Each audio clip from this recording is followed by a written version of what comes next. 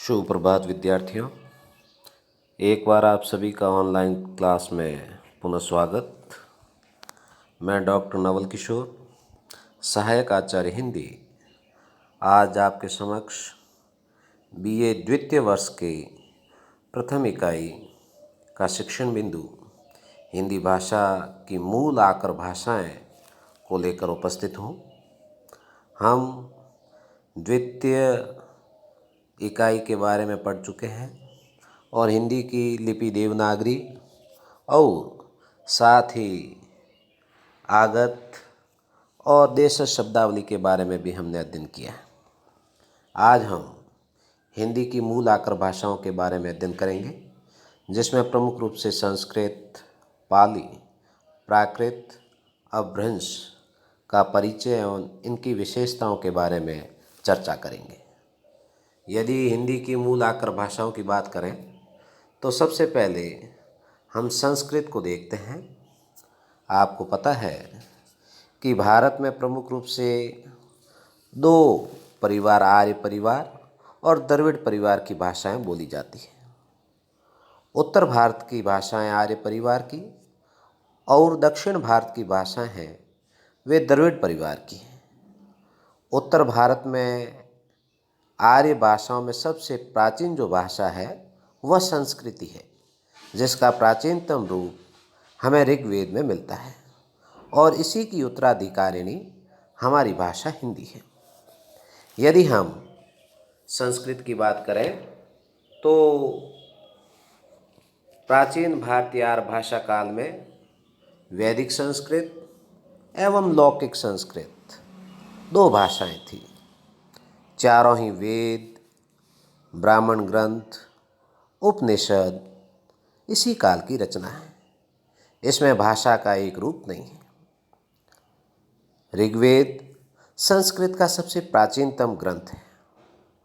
लौकिक संस्कृत में रामायण, महाभारत आदि लिखे गए हैं। अब इस काल की भाषा की विशेषता क्या थी कि इस काल की जो भाषा थी वह योगात्मक थी। शब्दों में धातु रूप सुरक्षित थे। भाषा में साथ ही संगीतात्मकता थी। पदों का स्थान निश्चित नहीं था और शब्द भंडार में तत्सम शब्दों की प्रचुरता थी। इस प्रकार से यह संस्कृत की प्रमुख प्रमुख विशेषताएं थी। संस्कृत के बाद अगली भाषा की बात करें तो है पाली। पाली को मागधी भाषा भी कहा जाता है और आपने बौद्ध धर्म के बारे में सुना, बौद्ध साहित्य के बारे में सुना होगा।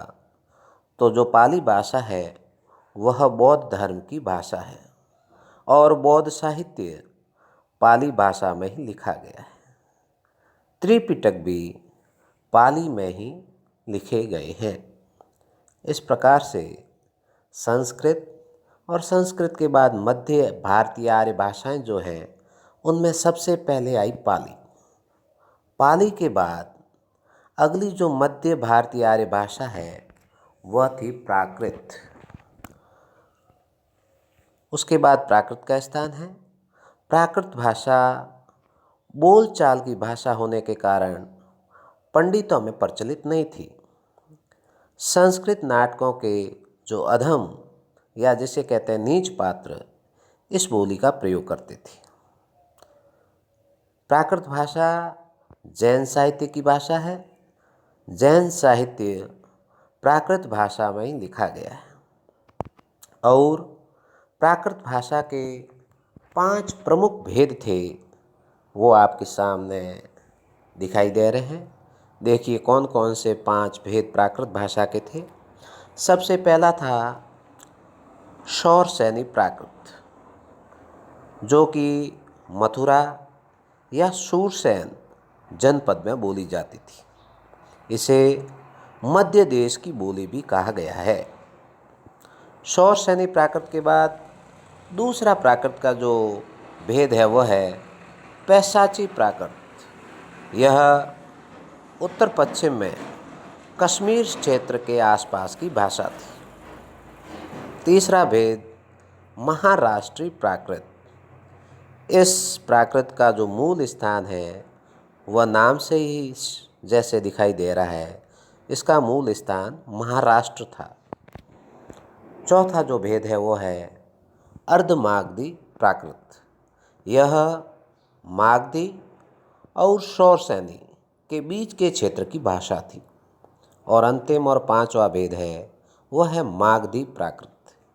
यह मगध के आसपास प्रचलित भाषा थी। इस प्रकार से सबसे पहले संस्कृत, संस्कृत के बाद मध्य भारतीय आर्य भाषाओं में पाली, पाली के बाद प्राकृत, और अब प्राकृत के बाद अगली जो भाषा है वह है अपभ्रंश। अपभ्रंश का प्रयोग लगभग 500 ईस्वी से 1000 ईस्वी तक हुआ है। इस भाषा को कई नामों से पुकारा गया, जिसमें प्रमुख रूप से इस भाषा को अवहट्ठ, अवहट्ठ, अवहत्थ, देश भाषा, देशी भाषा आदि अनेक नामों से पुकारा गया। अपभ्रंश का शाब्दिक अर्थ समझें तो अपभ्रंश का शाब्दिक अर्थ है बिगड़ा हुआ या गिरा हुआ।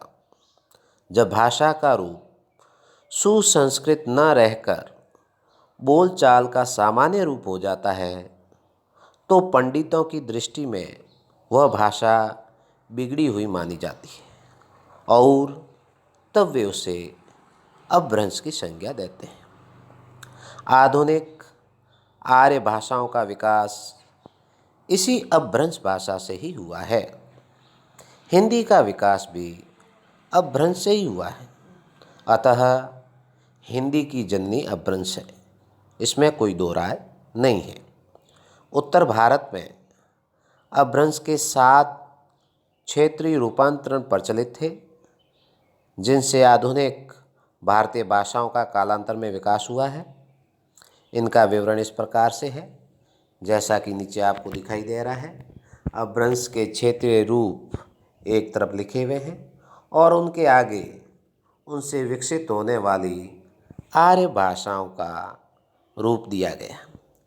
यदि अपभ्रंश के क्षेत्रीय रूपों की तरफ ध्यान दें तो सबसे पहला रूप है शौरसेनी अपभ्रंश, और इससे विकसित होने वाली जो आर्य भाषाएं हैं वो सामने दी गई है। देखिए, शौरसेनी अपभ्रंश से विकसित होने वाली भाषाएं थी पश्चिमी हिंदी, राजस्थानी, गुजराती आदि।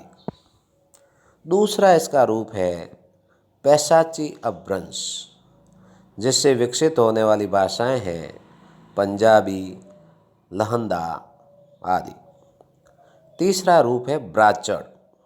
ब्राह्मण अपभ्रंश से विकसित होने वाली भाषा है सिंधी, जो कि सिंध प्रदेश में प्रचलित थी। अगला इसका रूप है खस अपभ्रंश। यह पहाड़ी क्षेत्र की भाषा थी और इससे विकसित होने वाली आर्य भाषा भी है पहाड़ी।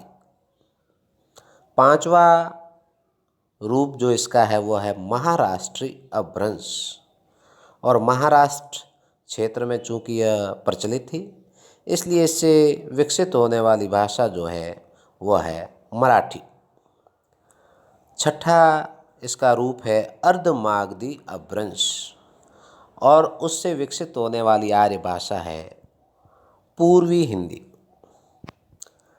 इसका सबसे अंतिम और 7वां क्षेत्रीय रूप था मागधी अपभ्रंश, और मागधी अपभ्रंश से विकसित होने वाली जो आर्य भाषाएं हैं वे हैं बिहारी, उड़िया, बंगला, असमिया आदि।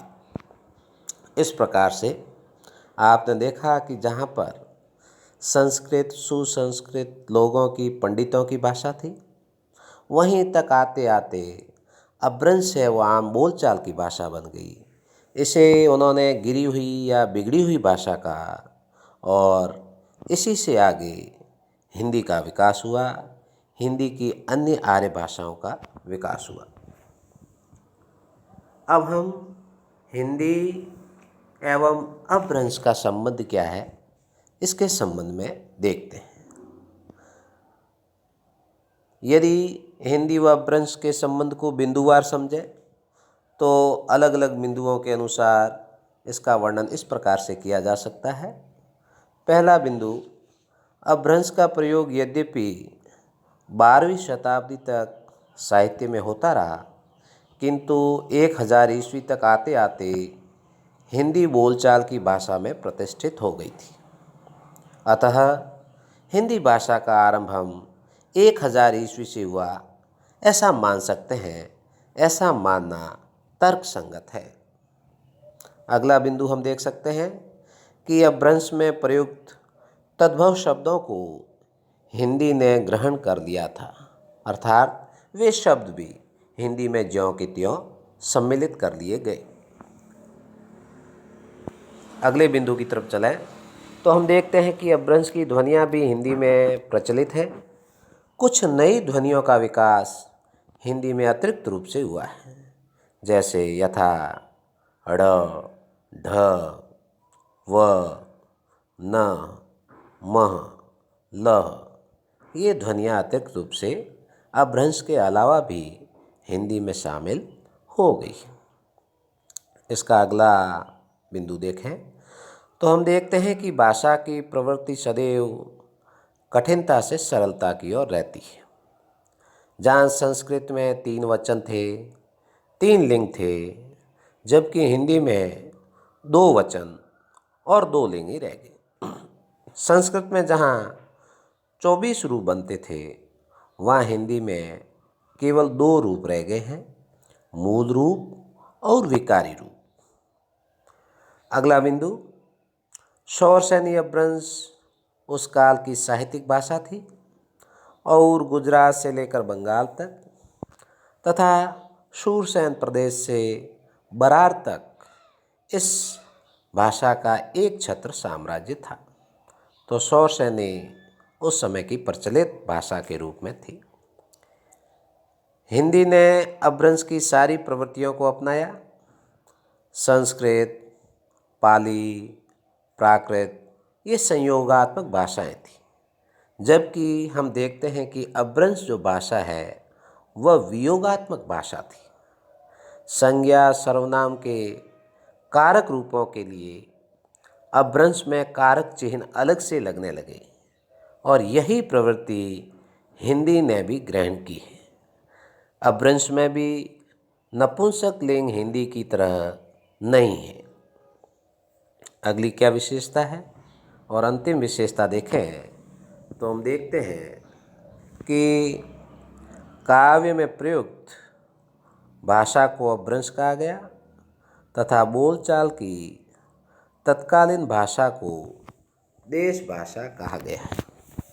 और अपभ्रंश या पुराने हिंदी के कवियों की तरफ ध्यान दें तो इस समय के जो प्रमुख कवि थे उनमें सरहपा, जिन्हें सरहपाद भी कहा जाता है, उनके बाद देवसेन, उनके बाद स्वयंभू जो कि पौम चरियू के रचयिता हैं, उनके बाद पुष्पदंत महापुराण के रचयिता, धनपाल, अब्दुल रहमान संदेश रासक जिनका प्रसिद्ध ग्रंथ था, जिनीदत्त सूरी, जोइंदू, राम सिंह, हेमचंद्र और अंत में विद्यापति आदि इस भाषा या पुरानी हिंदी के प्रमुख कवियों में गिने जाते हैं।